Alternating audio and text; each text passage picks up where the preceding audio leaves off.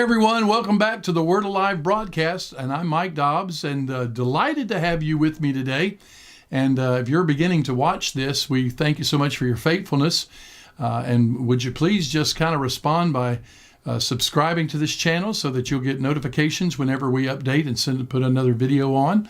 Also, if you'd like to support this ministry, you just go to our Patreon page and you can select what level of monthly support that you'd like to give us. And everything you do will be greatly appreciated. It will be certainly used just for this ministry as we travel around the world and teach the Bible. And like we just did, I just left Greece and we just did some videos in the ancient city of Corinth.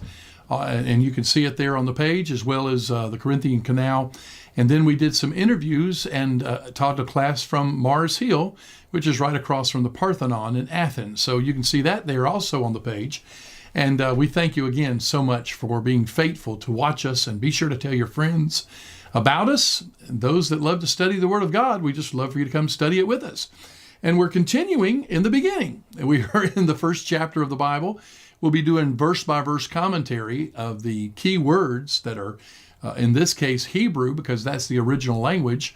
And we're picking up at verse number 3, and as we were ending the broadcast, we were talking about verse number 2, that the Spirit of the Lord hovered or brooded over the face of the deep, which indicated deep water. And all we can really imagine here is that the earth is covered with water. There's no firmament. There's no land. It's just water. And so the Spirit of God, or the Ruach HaKodesh, the Spirit of the Holy One, is hovering over, which is also the same as Holy Ghost, is hovering over the earth, the breath of God, because the word Ruach cannot be differentiated from the word breath or spirit. It's the same word. So the breath of God was breathing over the earth. The Spirit of God was brooding over the earth, looking to see how He wanted to do things, how He wanted to create things, according to the blueprint that is in His mind and what He desired to do. And so at verse number 3, the Bible says, "And God said, 'Let there be light,' and there was light." Now, this verse to me is a key verse, not just for this chapter, but for the entire Bible. Because if you really look at the whole purpose of God from beginning to end, from Genesis to Revelation, the whole purpose of God is that there be light in the earth. You think about it. It was the light of the gospel, the light of Jesus Christ. He said, "Ye are the light of the world."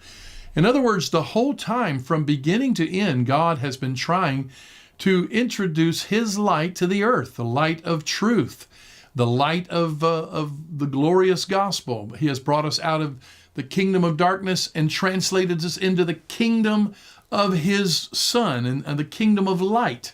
And so when He said, "Let there be light," He is not just talking about let there be a luminary or let there be some source of light whereby He could work, but also He was talking about that He wanted to allow light to penetrate the darkness. Also, I think we can see by this verse that God likes to work in light. He is not a God of darkness.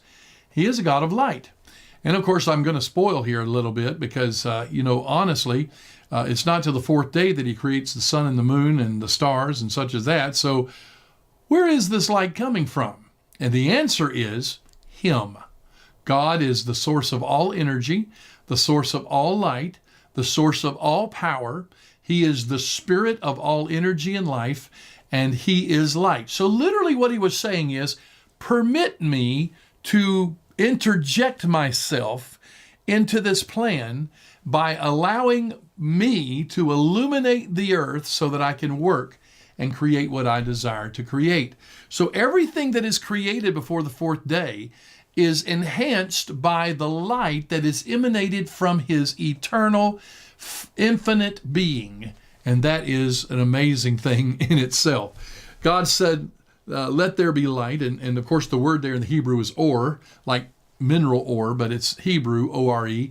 It's actually O-W-R, or. And it literally means illumination, or to allow illumination, or to allow there to be a source of light, or figuratively, it could actually mean interjecting happiness, which I think that's also very fitting, because as God is coming to this dreary, if you remember in the last broadcast, I was talking about the word darkness there literally means misery and sorrow and death and all of those morbid things, unhappy things. And now God said, let's interject some happiness into this thing. Let there be light. and there was light. And God saw the light that it was good. Elohim said, light be. In the Hebrew, you'll understand that the Hebrew is written in the active sense, which means that instead of he saying, God did this, it is God is doing this. So when God looked at this dark world, brooding over the deep and distinguishing the features that he was going to put there, he just said, let light be. Let the light penetrate. Let the light dominate. And that is what he's been trying to do ever since. Light dominating darkness. God's people dominating the darkness of this world. God's church dominating the dark deeds of the enemy and his kingdom on the earth. And that is exactly what he set into motion on that first day of creation. And that has been continuing ever since in some way or another, because that is the ultimate plan of God. That's what the whole Bible's about. Letting there be light. Let the light penetrate the darkness and drive away the darkness. And he says this, and he said, Elohim said, let light be. This is day one of creation. And light was, light became. And God saw the light that it was good in verse 4, and God divided the light from the darkness. And of course, the word there good is the word tob. It means a good thing or like a good person. It means well-favored. In other words, he said, let everything be according to my favor and my desire. And if it's according to my desire, it's good. And we all know that God is good. So God saw the light that it was good. If you want to say it this way, God saw the light that it was like him. Okay? It followed his attributes. It followed his desires.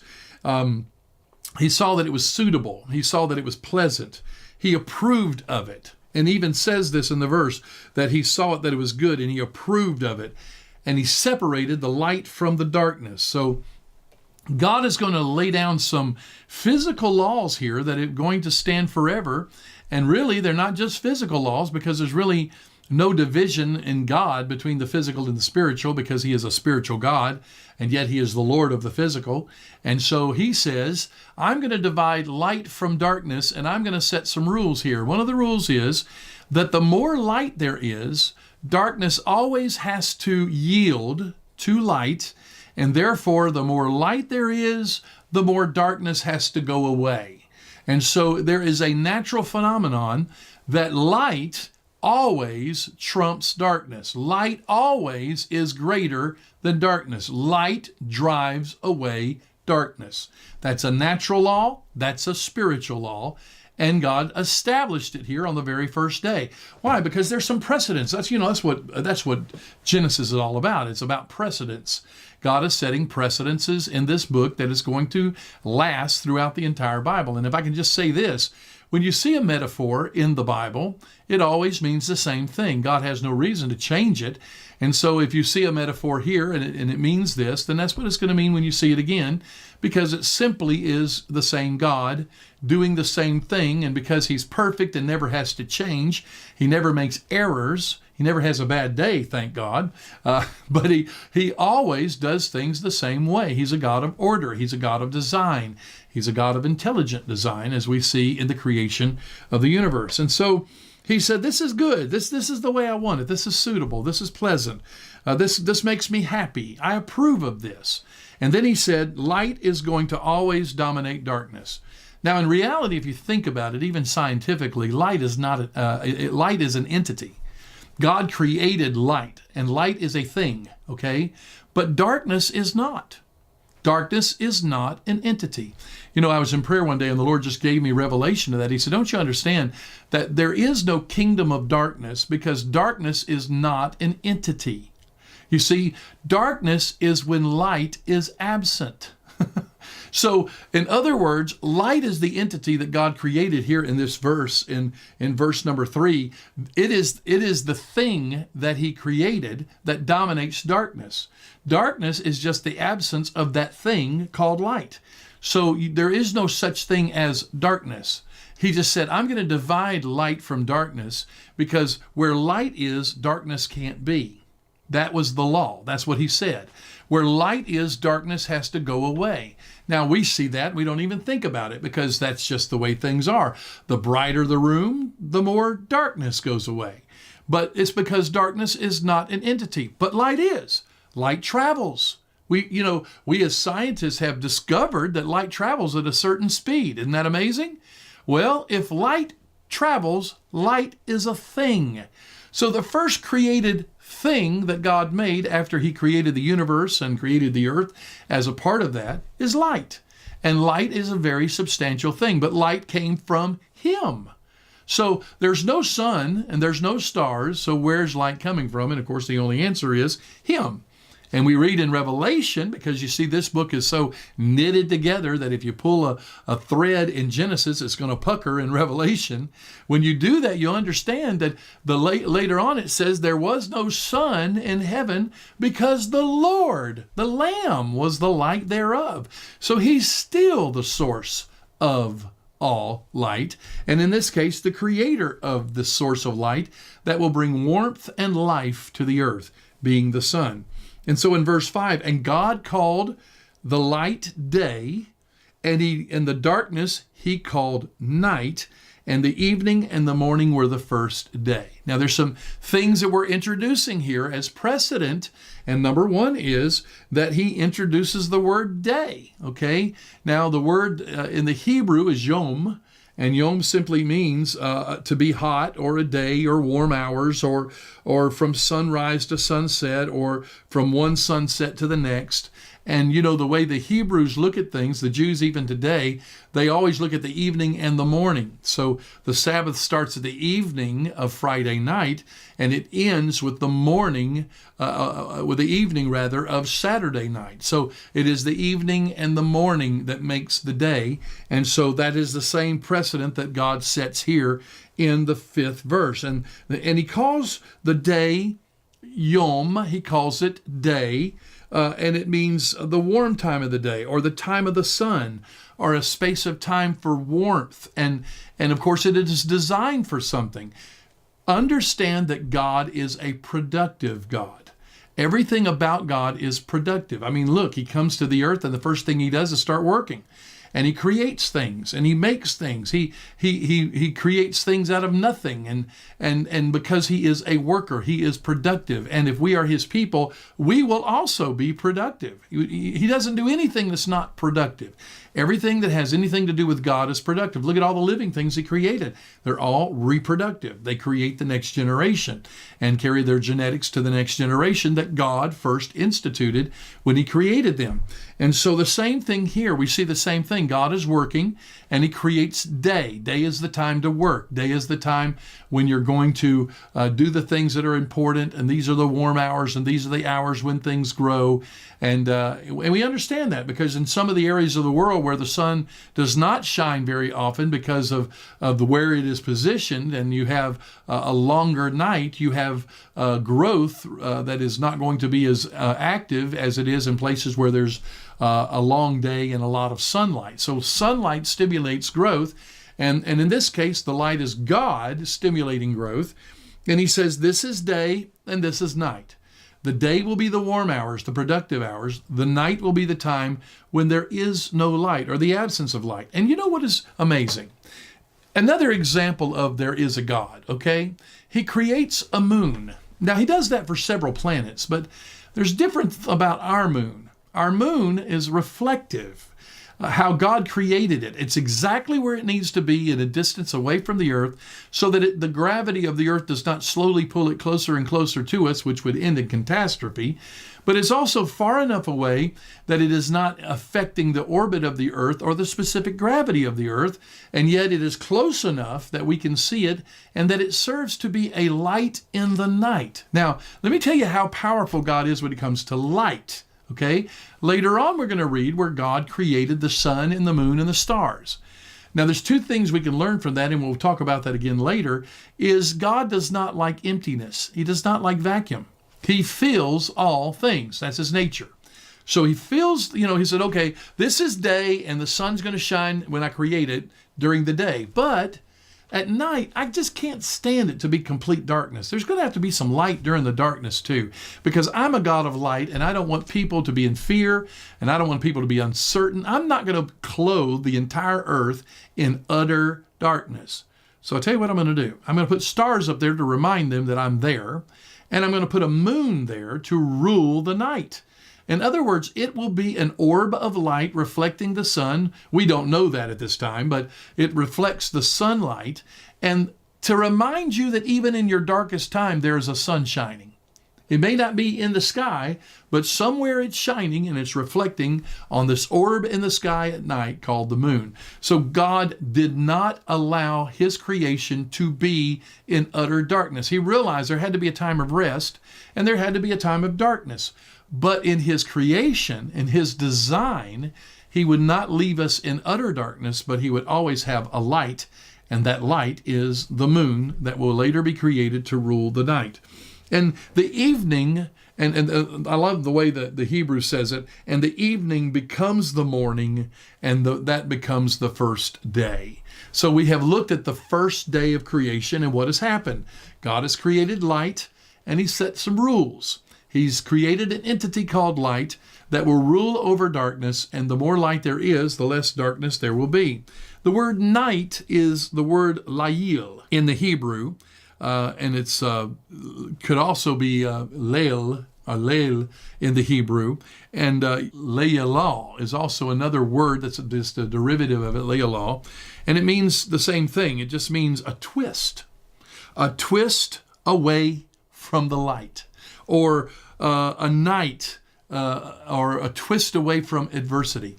And here we see the wisdom of God filtering through the Hebrew language, which is the original language. Listen to what he's saying. And then there is the night. The night is when I will twist the earth. I will turn the earth, and therefore one side will be covered with the sun, and the other side will have the absence of the sun. But there will be a moon that the sun shines on that reflects some light into the night.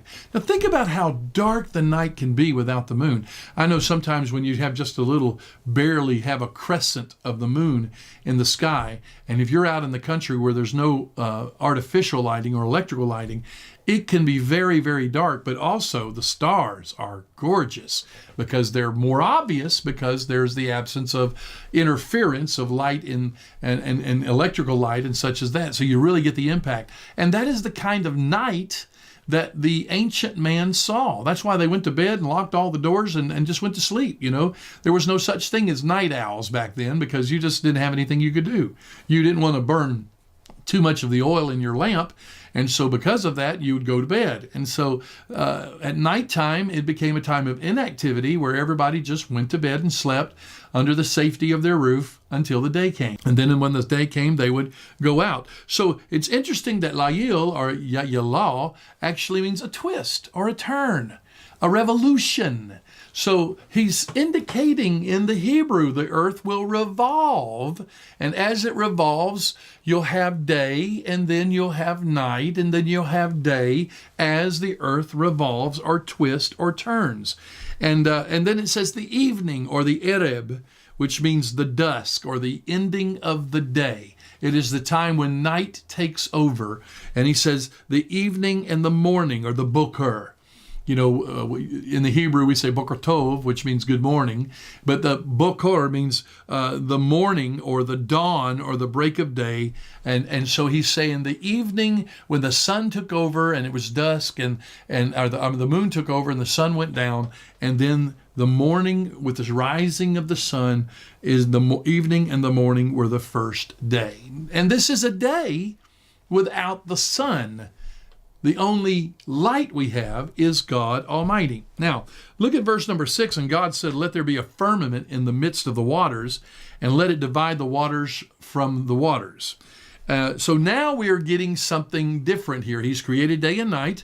And now he is going to take this orb of water, and he is going to begin to create a firmament, or land, as we call it, and continents. And, you know, I know everybody's entitled to their own opinion, but in my opinion, and I have a studied opinion, I'll just say that, I believe in Pangea. I believe that all of the continents were at one time formed into one continent, and through the tectonic plates moving over the course of time, and even the flood, the disruption of the flood, it caused those plates to drift apart, and then now we have individual continents. So when God made the firmament on the earth, it was just one large body of land that emerged from the water, and existed for a great deal of time, even up to the time till after the flood.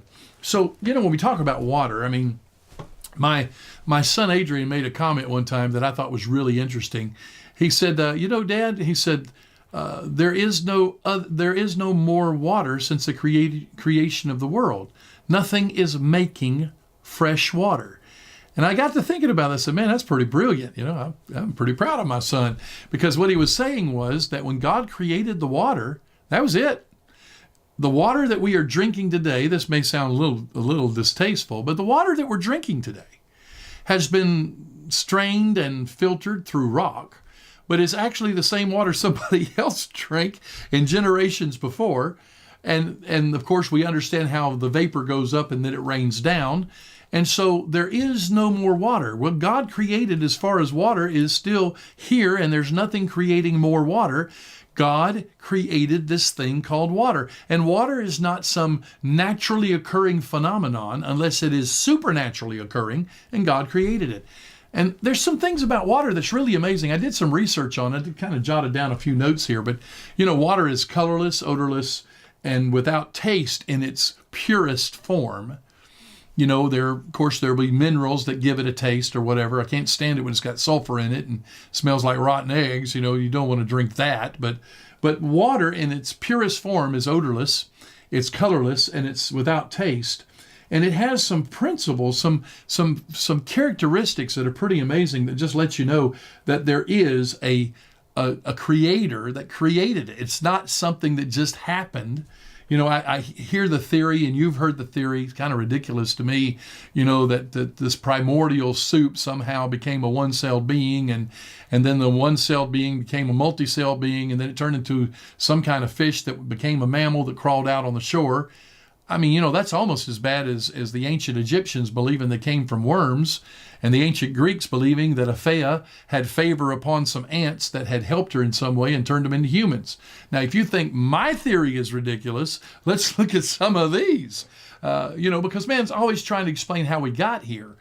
But we don't have to. God gave Moses the whole plan when he was on top of the mountain with God for 40 days in God's school. God gave Moses the plan, told him exactly how he did everything, didn't leave anything to guesswork at all. And you know what? All of the smart people up until the last generation believed it. Now we got smart people that are so smart, they're educated beyond their intelligence, and they don't believe that God created the world, when every other generation before us certainly did believe that God created the world. So, I guess that's enough of that. But water is chemically neutral. Okay, so in other words, you can use the water. You can use it to grow food or medicines or minerals or whatever, because it is natural in the body. Your body is 75% water, is what I understand.